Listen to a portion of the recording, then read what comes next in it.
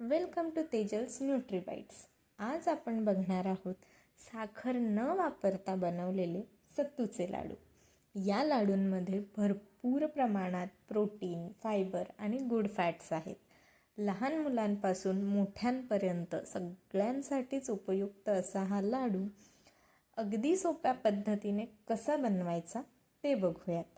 यासाठी 100 ग्रॅम फुटाणे सालासकटच घेतलेले आहेत, साल याचं काढलेलं नाही आहे.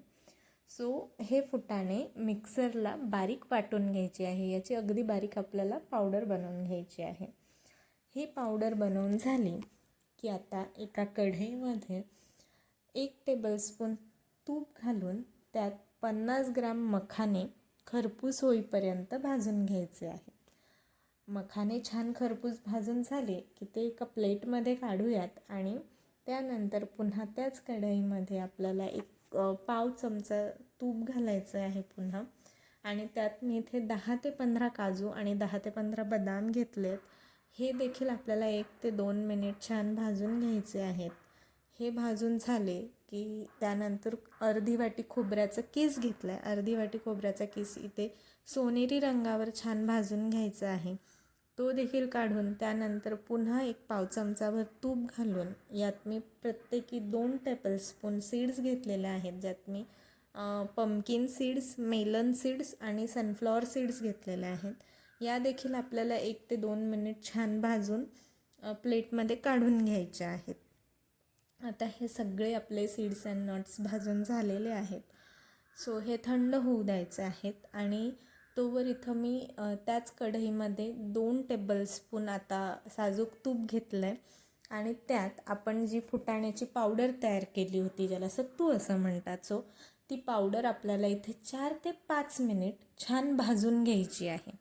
आता ही पावडर मी इथं एक 4 ते 5 मिनिट यात तूप प्रॉपर मिक्स होऊन याला तूप जोपर्यंत सुटत नाही असं एक 5 मिनटं तरी याला भाजून घ्यायची आहे. खूपही लाडूंचं अगदी भाजतात बेसनाच्या लाडूंचं वगैरे तसं नाही, जस्ट एक 4 ते 5 मिनिट आपल्याला याला भाजून घ्यायचं आहे, त्याचा एक अरोमा येईपर्यंत.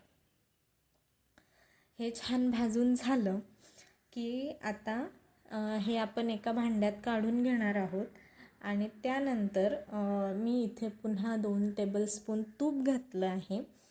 सो यामध्ये आता मी खजूर घालणार आहे. सीडलेस खजूर घेतलेली आहे, साधारण 150 ग्रॅम खजूर आहे. सो ही खजूर आपल्याला यामध्ये ही सुद्धा 4 ते 5 मिनिट छान भाजून घ्यायची आहे, जोपर्यंत हिचा एक गोळा बनत नाही तोपर्यंत. आता मी इथं खसखस माझ्याकडे ऑलरेडी भाजलेली होती म्हणून मी नंतर घालते आहे. जर तुमच्याकडे खसखस भाजलेली नसेल तर तुपामध्ये आधी 1 मिनिटभर खसखस भाजून घ्यायची आणि नंतर त्यात खजूर घालायची आहे. सो हे खजूर आपल्याला एक 4 ते 5 मिनिट छान भाजून घ्यायची आहे. तुम्ही इथे बघू शकता कढईच्या सगळ्या कढायला सुटल्या आहेत आणि याचा एक गोळा बनून तयार झालेला आहे.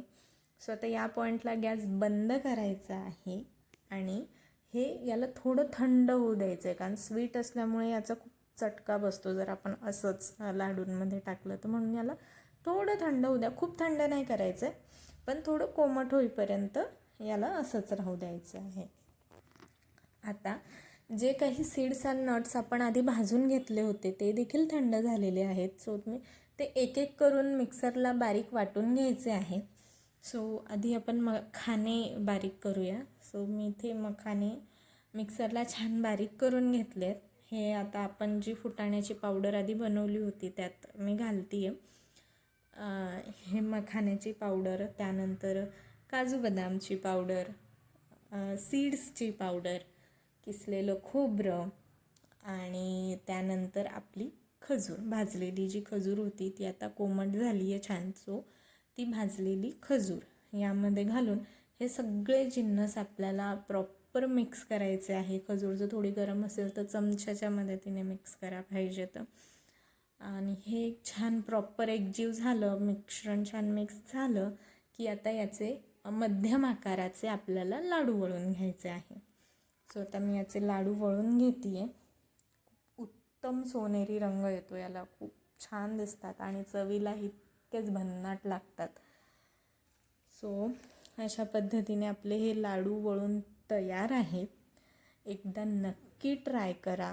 संध्याकाळच्या छोट्या भुकेसाठी ना हा एक परफेक्ट ऑप्शन आहे. अगदीच healthy bites happy life. Recipe आवडल्यास लाईक, शेअर अँड सबस्क्राईब.